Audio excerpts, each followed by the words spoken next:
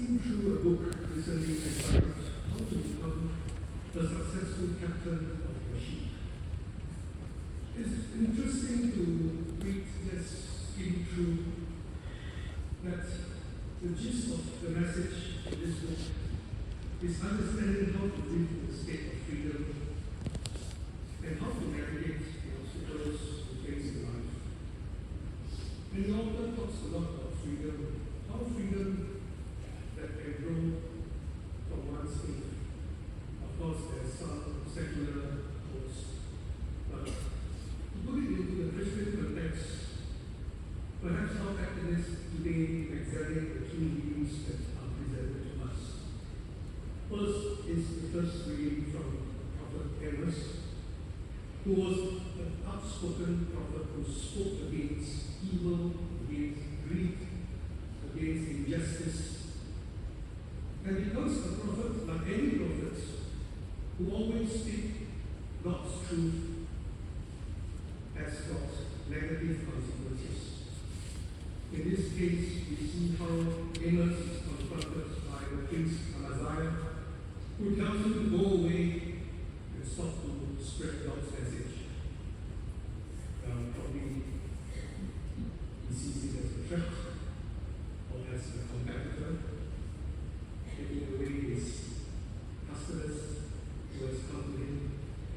But for whatever reasons, we see how Amos, who faithfully delivers God's message in spite and despite his weakness as the lowly servant. And he stood firm in his calling and learned to even serve God and be felt unglorified.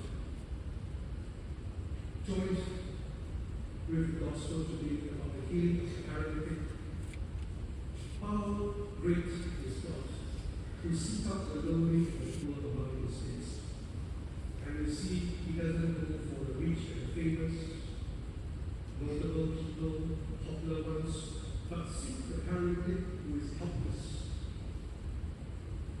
And maybe today, as we look at our own lives, we may be able to imagine ourselves having this helplessness, sense of loss, as to where can we find our freedom?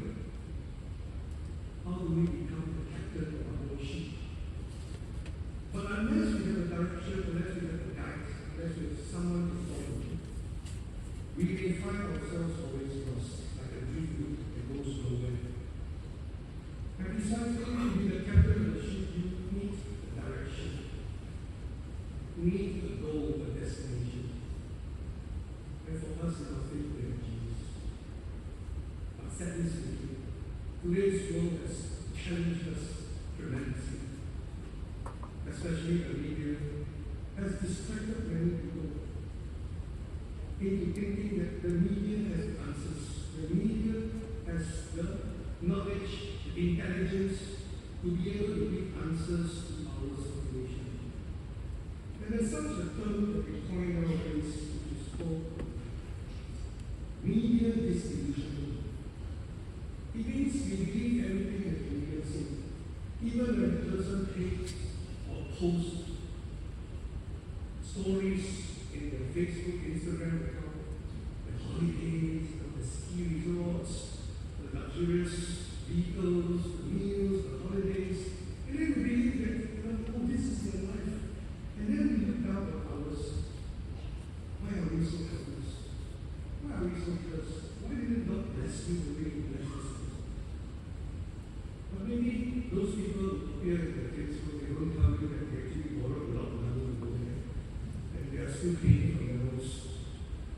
Or they are run away, they are fugitive. And so they try to boast and tell you life is better out there. And then when we believe, we feel really lousy about ourselves. Because we're struggling with bosses, we're fighting with our in-laws, we're still squabbling about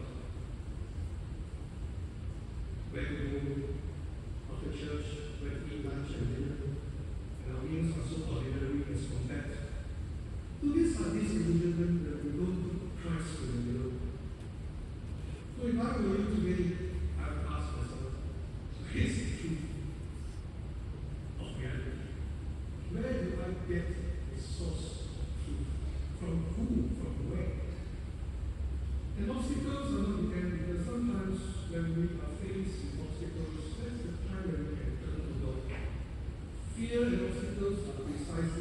signs that tell us that we have found God at the wrong place.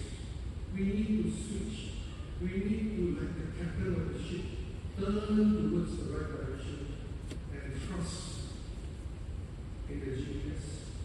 Trust that the map is going to lead us to our place that we want to go.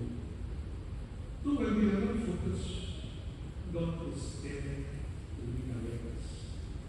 So with Jesus, we do not become free by avoiding any storm. We will not be scared from illness. We will not be scared from the process of our lives. We continue to suffer. We continue to fight for sin. But the difference is we are not alone. We are accompanied by the presence of God's Spirit. And it's in the church, in the sacraments, in scriptures, in good people who are challenging us, leading us, and guiding us. So God was not called to qualify us all. Yes, we are all loved, all need. So like the paraclete,